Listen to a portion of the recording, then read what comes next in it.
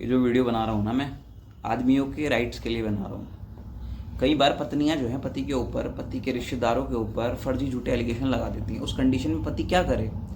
तो आज मैं इसी टॉपिक को कवर करने वाला हूँ और मेरे पास ऐसे जजमेंट्स हैं कि आप जो है उन जजमेंट्स के माध्यम से अपने आप को, अपने परिवार को, अपने रिश्तेदारों को बचा सकते हो। तो पूरी वीडियो देखना, समझना कि क्या मैं इस वीडियो में बताने वाला हूँ। जानकारी अच्छी लगेगी तो मित्र, बंधु और रिश्तेदारों के साथ में और उन व्यक्तियों के साथ में जो परेशान हैं, पीड़ित हैं झूठी फर्जी एलिगेशन से और जो कोर्ट में कई सालों साल चक्कर काट रहे हैं ना, उन लोगों की मदद करना शेयर करके वीडियो को। तो चलिए शुरू करते हैं। Hello, my name is advocate Gopal Sharma और आज जो वीडियो बनाने वाला हूँ ना मैं, जैसे कि आपने बहुत से केसेस में देखा होगा, आप पति हैं, हस्बैंड हैं और लेट सपोज अगर कुछ समय पहले की मैं बात करूं, आपके ऊपर आपकी वाइफ ने एक केस कर दिया 498A यानी कि 498A आईपीसी में। इस केस में क्या है कि पति या पति के रिश्तेदारों के द्वारा करी गई क्रूरता के अगेंस्ट केस किया जाता है।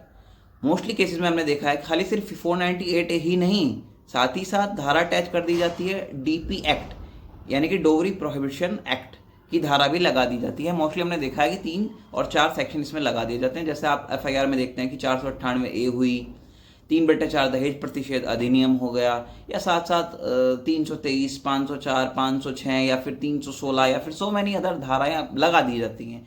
अभी की आज की हालिया की अगर मैं बात करूं, एक धारा चेंज इन्होंने कर दी है, 498A को रिप्लेस कर दिया गया है 85 ऑफ BNS। धारा 85 लगा देते हैं BNS की। तो धारा 85 भी वही है जो धारा 498A लगती थी, तब वो दिक्कत क्रिएट होती थी। मोस्टली NCRB की अगर रिपोर्ट आप देख लें, लगभग ये मान लें कि कम से कम 5 से 12% केसेस झूठे होते हैं, फर्जी होते हैं, जिनमें इन द एंड कॉम्प्रोमाइज हो जाता है या फिर वो केस जो है विड्रॉ हो जाते हैं। NCRB national crime bureau report आप जाके गूगल कर सकते हैं, तो आप जाके जानेंगे, देखेंगे, समझेंगे कितना बड़ा नंबर ऑफ केसेस है जो कि विड्रॉ होता है या फिर वापस हो जाता है या फिर उसमें जो है एक्विट हो जाते हैं। ठीक है, आपको बरी कर दिया जाता है। बहुत ऐसा नंबर है, मतलब कन्विक्शन का रेट जो है बहुत ही कम है, 5 से 10% आप कह लो। कन्विक्शन मतलब आपको एंड में जो है कि सजा सुनाई जाएगी। सजा का प्रावधान बहुत ही तब है जब वास्तव में इस तरह का कोई क्राइम कृत्य कमिट किया गया किसी महिला के साथ में। बट मोस्ट ऑफली देखा जाता है कि इस तरह के मामले में जरूरी नहीं है कि पत्नी जो कह रही है वही सच हो। तो इस तरह की केसेस को अगर आप चाह रहे हैं आप अपने फेवर में ले लें, आपका केस किसी भी कोर्ट में चला हो, आप किसी भी डिस्ट्रिक्ट से देख रहे हो, किसी भी स्टेट से मुझे देख रहे हो, किसी भी जिले से मुझे देख रहे हो, किसी भी तालुका तहसील से मुझे देख रहे हो, तो जो वो रूलिंग है सुप्रीम कोर्ट की, this will be apply for her जगह। ये जो रूलिंग होगी ये हर जगह अप्लाई होगी।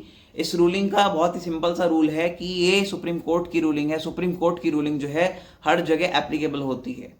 तो व्हाट डज इट मीन? आपको सिंपली इस रूलिंग को लेना है मुझसे, और अगर आप ये रूलिंग मुझसे लेना चाहते हैं तो डिस्क्रिप्शन में लिंक दिया हुआ है मेरे व्हाट्सएप नंबर का, और उस पर आप मुझे डायरेक्ट टच करके मुझे व्हाट्सएप भेज सकते हैं और मुझसे वो रूलिंग ले सकते हैं। पहली बात तो हुई है। सेकेंडली अगर मैं बात करूं नंबर टू हमने देखा गया है कि पत्नी जो है आपके पतियों के ऊपर, आप पतियों के ऊपर ना एक केस कर देती है, वो होता है 125 ऑफ CRPC।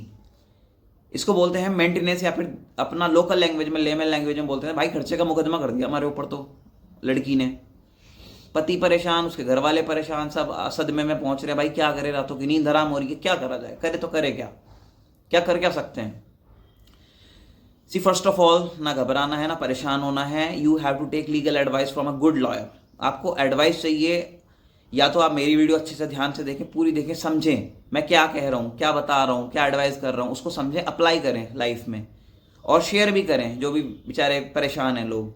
तो बात कर रहे थे हम 125 की, और 125 का अगर मैं जिक्र करूँ, फिलहाल ये 144 BNS हो गया है। धारा 144 BNS क्या कहती है कि पत्नी जो है मेंटेनेंस क्लेम कर सकती है, but there are some conditions also, exceptions are always there. कुछ एक्सेप्शन भी मौजूद हैं।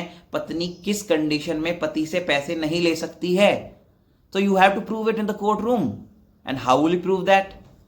आप कैसे प्रूव करेंगे कि पत्नी जो है मेंटेनेंस की अधिकारी नहीं है? कैसे आप प्रूव करेंगे? ये एक बहुत बड़ा सोचने का विषय है। आप प्रूव कर सकते हैं, लेट सपोज वो अपनी इच्छा से अपने मायके में रह रही है विदाउट एनी रीजनेबल रीजन, कोई यथा उचित कारण नहीं है, और वो बिना किसी रीजन के अपने मायके में रह रही है, अपनी ससुराल वालों से अलग रह रही है, और जाके उसने केस कर दिए हैं। पहली कंडीशन ये हो जाती है। And secondly she is having illicit relationship with someone else. It means कि वो किसी दूसरे व्यक्ति के साथ ये जानते हुए कि वो आदमी उसका पति नहीं है और वो रिलेशन बना रही है या फिर रिलेशन में रह रही है, एंड आपके पास में उसके प्रूफ हैं, एविडेंसेस हैं कि ये जो है लड़की या जो आपकी वाइफ है ये रह रही है संबंधों में किसी दूसरे व्यक्ति के साथ, किसी गैर मर्द के साथ, तो इस कंडीशन में भी वो एलिजिबल नहीं होगी। लेट सपोज अगर थर्ड अगर मैं बात करूँ, वो केस कर देती है आपके ऊपर कस्टडी का, गार्जियन और वार्ड का। Let suppose if you are capable to prove the point in the court room that she is having illicit relationship with someone else, तो बहुत ही मुश्किल हो जाएगा उसके लिए बच्चे कस्टडी लेना। मैं क्या कह रहा हूं, मैं कह रहा हूं कि कोई महिला किसी पुरुष के साथ में, गैर पुरुष के साथ में, पर पुरुष के साथ में रह रही है ये जानते हुए कि वो उसका पति नहीं है, और तब भी अगर वो उसके साथ में संबंध कंटिन्यू बना रही है, आपके ऊपर क्रूएलिटी कमिट कर रही है, तो on the basis of that इसके द्वारा आप जो है कोर्ट से इजीली तलाक ले सकते हैं। बट उसके लिए भी लेट सपोज समटाइम्स औरतें बोल देती हैं भाई हम तो नहीं जे रहे, हम तो रहेंगे ऐसी, हम तो जैसी हैं वैसी रहेंगी, हम तो तुझे परेशान करेंगी, तलाक भी लेंगी, खर्चा भी लेंगी तुझसे, तलाक भी नहीं देंगी तुझे। तो इस कंडीशन में ही जरूरत पड़ती है उन दस्तावेजों की जिसकी मैं बात कर रहा हूं, और वो दस्तावेज हैं guideline of supreme court, landmark judgment of supreme court. यही वो जजमेंट है जिनके द्वारा आप जो है कुछ पा सकते हो अपने जीवन में। तो कुछ रूलिंग्स मेरे पास हैं supreme court of India which is situated in Delhi, और आपको अगर इस तरह की कुछ रूलिंग्स चाहिए तो आप मुझे कॉल कर सकते हैं। कॉल तो नहीं, आप मुझे मैसेज भेज लीजिए क्योंकि बिकॉज सम टाइम मैं बिजी होता हूं, मैं कॉल पिक नहीं कर पाता हूं। आप मुझे मैसेज कर सकते हैं, डिस्क्रिप्शन में मेरा लिंक है, उस लिंक पे डायरेक्ट आप टच करके आप व्हाट्सएप पे जा सकते हैं। उस व्हाट्सएप पे जाने के बाद आप मुझे डायरेक्ट कॉल कर सकते हैं। तो इस तरह की वीडियो अगर आपको अच्छी लगती हो तो वीडियो को लाइक करिएगा, चैनल को सब्सक्राइब करिएगा, और जो व्यक्ति सच में बेचारे परेशान हैं, पीड़ित हैं, पति हैं, उनके साथ शेयर करिएगा। खैर, हंसते रहें, मुस्कुराते रहें। वीडियो जानकारी अच्छी लगी हो, thank you so much for